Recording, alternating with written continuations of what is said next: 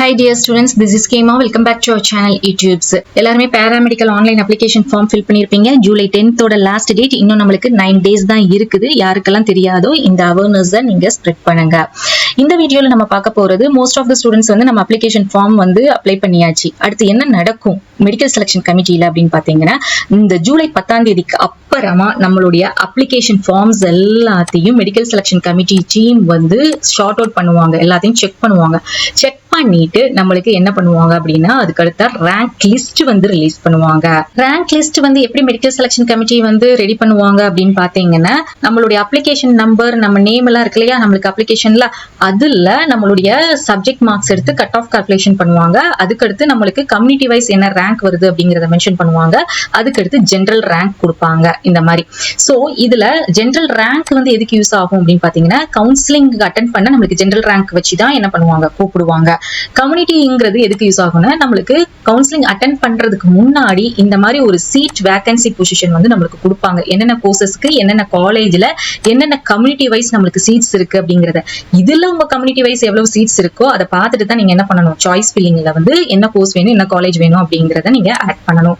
நம்ம கிட்டத்தட்ட இப்ப வந்து இந்த ஸ்டெப் வரைக்கும் நம்ம முடிச்சிட்டோம். ஓகேங்களா, அப்ளிகேஷன் வந்து முடிஞ்சிருச்சு. இதுக்கப்புறம் இதுதான். சோ ஜூலை 10th அப்புறம் அப்படின்னா நம்மளுக்கு ஒரு 15 days அல்லது குறைஞ்சபட்சம் 20 days மேக்ஸிமம் 2 weeksக்குள்ளேயே நம்மளுக்கு என்ன பண்ணிடுவாங்க, இந்த மெரிட் லிஸ்ட்டை வந்து ரிலீஸ் பண்ணிடுவாங்க.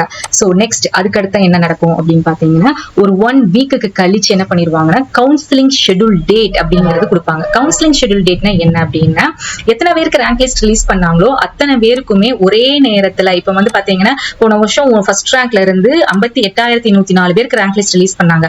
சோ இவங்க எல்லாத்தையும் ஒரே நேரத்துல நம்மளால கவுன்சிலிங்க்கு கூப்பிட மாட்டாங்க. சோ என்ன பண்ணுவாங்க, ஜெனரல் ரேங்கை பேஸ் பண்ணி கட் ஆஃப் பேஸ் பண்ணி ஃபர்ஸ்ட் ஹை டு லோல இருந்து ஒரு 10,000 பேர் அல்லது ஒரு 15,000 பேர் என்ன பண்ணுவாங்கன்னா ஃபர்ஸ்ட் ரவுண்டுக்கு வந்து ஸ்டூடெண்ட்ஸை கூப்பிடுவாங்க. சோ எத்தனை நாட்கள் நடக்கும் அப்படின்னு பாத்தீங்கன்னா கவுன்சிலிங் வந்து கிட்டத்தட்ட 1 to 4 days வந்து கவுன்சிலிங் வந்து நடக்கும். அதுலதான் நீங்க கோர்சஸ் காலேஜஸ் எல்லாம் ஃபில் பண்ணுவீங்க. ஃபர்ஸ்ட் ரவுண்டோட 4th day முடிஞ்ச உடனே நெக்ஸ்ட் 5th day என்ன பண்ணிடுவாங்க, ஃபர்ஸ்ட் ரவுண்டோட ரிசல்ட் வந்து ரிலீஸ் பண்ணிடுவாங்க. சோ ஃபர்ஸ்ட் ரவுண்டோட ரிசல்ட் ரிலீஸ் பண்ண நெக்ஸ்ட் டேயே என்ன பண்ணிடுவாங்க அப்படின்னா செகண்ட் ரவுண்ட் கவுன்சிலிங் வந்து அபிஷியல் வெப்சைட்ல கொடுத்து அவங்களுக்கு தனி லிங்க் கொடுத்து கவுன்சிலிங் அட்டென்ட் பண்ண கால் ஃபார் பண்ணிடுவாங்க.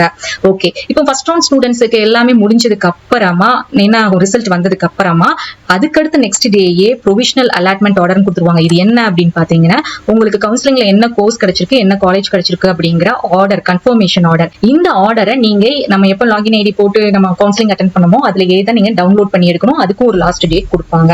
அதுக்கு அடுத்ததுக்கு அப்புறம் பாத்தீங்கன்னா என்ன நடக்கும் அப்படின்னா நெக்ஸ்ட் ஸ்டெப் வந்து நீங்க அலாட்மெண்ட் ஆர்டர் டவுன்லோட் பண்ணி எடுத்துட்டு நம்மளுக்கு வந்து காலேஜ்ல போய் நம்ம சீட் என்ன கிடைச்சிருக்கோ என்ன காலேஜ்ல என்ன கோர்ஸ் கிடைச்சிருக்கோ அந்த காலேஜ்ல போய் சீட்டை வந்து கன்ஃபார்ம் பண்ணணும். இந்த அலாட்மெண்ட் ஆர்டரை எடுத்துட்டு போயிட்டு கொஞ்சம் ஃபீஸும் நம்ம எடுத்துட்டு போகணும். ஸோ கவர்மெண்டா இருந்தா 5,000 rupees ஃபர்ஸ்ட் பே பண்ண சொல்லுவாங்க. கவுன்சிலிங் மூலமா செல்ஃப் ஃபைனான்சிங் காலேஜ் போறீங்க அப்படின்னா ஒரு 50,000 வந்து பே பண்ண சொல்லுவாங்க இந்த காலேஜ்ல போய் கன்ஃபார்ம் பண்ணும்போது சீட்டை. ஸோ அப்ப நீங்க வந்து எல்லா ஒரிஜினல் சர்டிபிகேட்ஸையும் எடுத்துட்டு போகணும். மெயினா இந்த அலாட்மெண்ட் ஆர்டரை டவுன்லோட் பண்ணி கண்டிப்பா எடுத்துட்டு போகணும். அப்பதான் சீட்டை வந்து நம்ம கன்ஃபார்ம் பண்ண முடியும். இதுக்கு எவ்வளவு நாட்கள், இது ரெண்டுக்கு எவ்வளவு நாட்கள் கொடுப்பாங்க அப்படின்னா ஒரு 10 days தான் கொடுப்பாங்க. 10 days நம்மளுக்கு டைமோட கொடுப்பாங்க. அதுக்குள்ள நீங்க என்ன பண்ணிடணும், அந்த காலேஜ்ல போய் உங்க சீட்டை கன்ஃபார்ம் பண்ணிக்கிறணும். புரியுதுங்களா?